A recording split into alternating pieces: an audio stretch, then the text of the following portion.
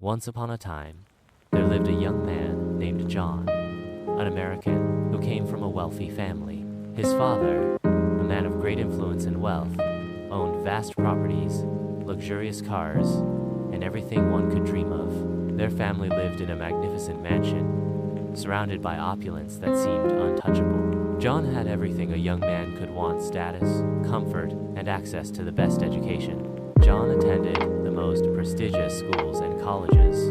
From a young age, he was taught that his future was destined for greatness, to inherit his father's empire, and carry on the family legacy.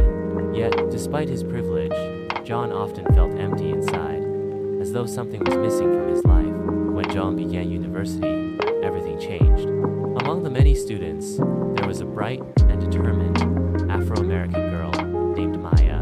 She was not from a wealthy family. In fact, she had worked tirelessly to earn a scholarship to the university. Maya was passionate, kind, and fiercely intelligent. Her laughter was infectious, and her presence was magnetic. John and Maya crossed paths during a group project. As they worked together, they found themselves drawn to each other. John admired Maya's determination and resilience, while Maya saw in John a kindness and vulnerability that few others noticed. Over time, their friendship blossomed into love. But John's father was a man with deeply rooted prejudices. He disapproved of Maya not only because of her background, but also because of her race. He believed that people of different races should not mix, and saw Maya as unworthy of his son. When John introduced Maya to his family, his father was furious. He forbade John from seeing her, and threatened to cut him off from the family wealth if he disobeyed. John faced a difficult decision.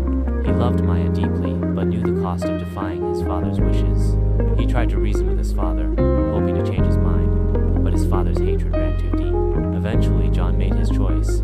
He would rather struggle and build a life with Maya than live a life of wealth and privilege without her. The transition was not easy.